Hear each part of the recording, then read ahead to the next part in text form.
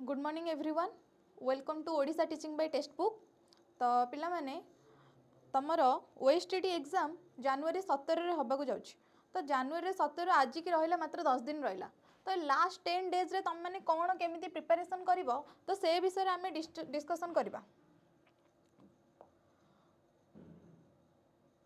तो देखो तम मानकर जो माने अच्छो एससी एसटी एससी बीसी जो पिला माने अच्छा तांकर मार्क अच्छे क्वालिफाइंग मार्क अच्छे 53 जो माने अच्छा जनरल कैटेगरी रे पिला तो तांकर अच्छे केते 68 तो टोटल मार्क तमर अच्छे केते ना 150 अच्छे तमर टोटल मार्क।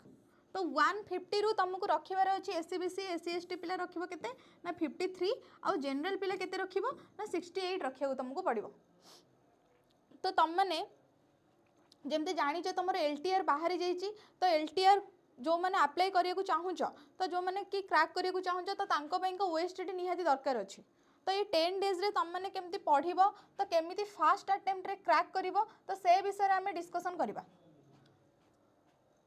केमती तुम फास्ट तो नेक्स्ट चलो क्वालिफाइंग स्ट्रैटेजी। तो केमती तुम जानि जे तमरो एलटी ओएसटीटी रे कोन अछि ना नेगेटिव मार्क नाही जेहेतु नेगेटिव मार्क नहीं तो तुम मनकर मार्क भी कमी देछि तो तुमको मार्क सिक्योर करने इजी हम तुम का। तो तुम मैंने क्वालिफाई केमती फास्ट अटेम्प्ट रे करिवो तो चलो सिलेबस रे देखिबा कौन कौन केमती कले तुम मैंने फास्ट अटेम्प्ट रे क्लियर कर परिवो। तो देखो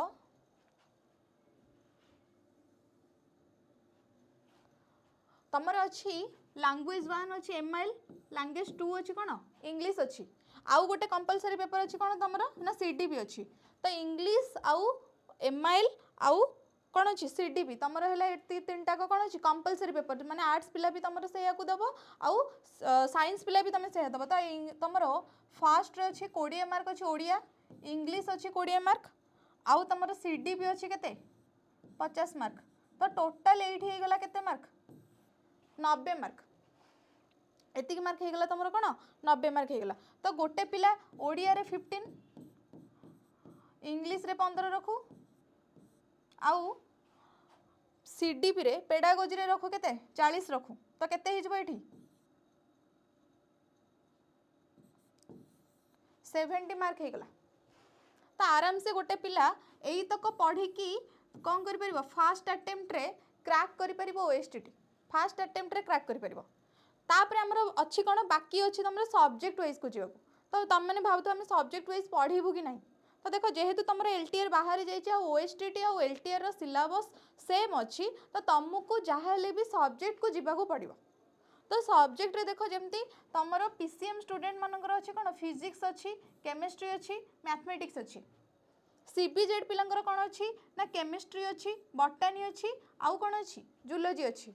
तो गोटे पिला ये फिजिक्स रे से रखू 10 मार्क केमिस्ट्री 10 मैथ रे 10 रखू जो मैंने तुम निजर जो पेपर भल थी जो पिला माने जो ऑनर्स वाइज जो मैंने थी कि जहाँ भी पीजी करथबो कि जहाँ भी करथबो कि बीईडी करथबो तो जो सब्जेक्ट वाइज सपोज गोटे पिलार फिजिक्स रे भल होची तो से फिजिक्स रे भी अधिक मार्क स्कोर करि परिबो।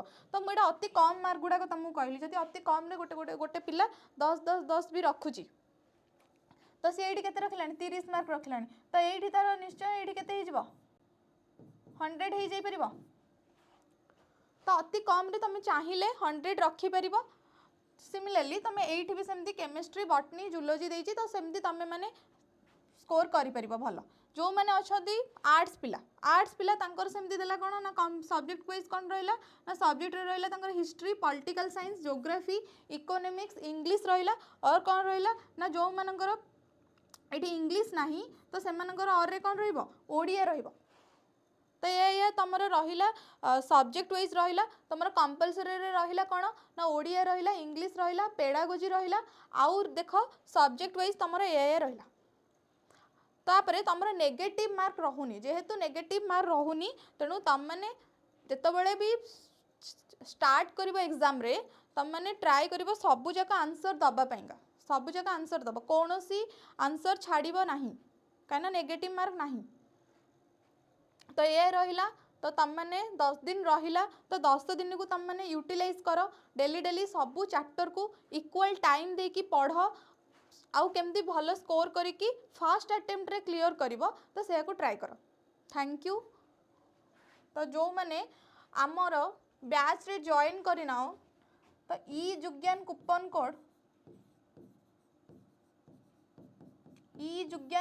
कोड को यूज करो यूज करिकी आम बैच रे जॉइन हुआ आउ रहिला कि आमर डिस्क्रिप्शन बॉक्स रे व्हाट्सएप नंबर दिया है तो से भी तुम मैंने चाहिए जॉइन करि परिबो। Thank you.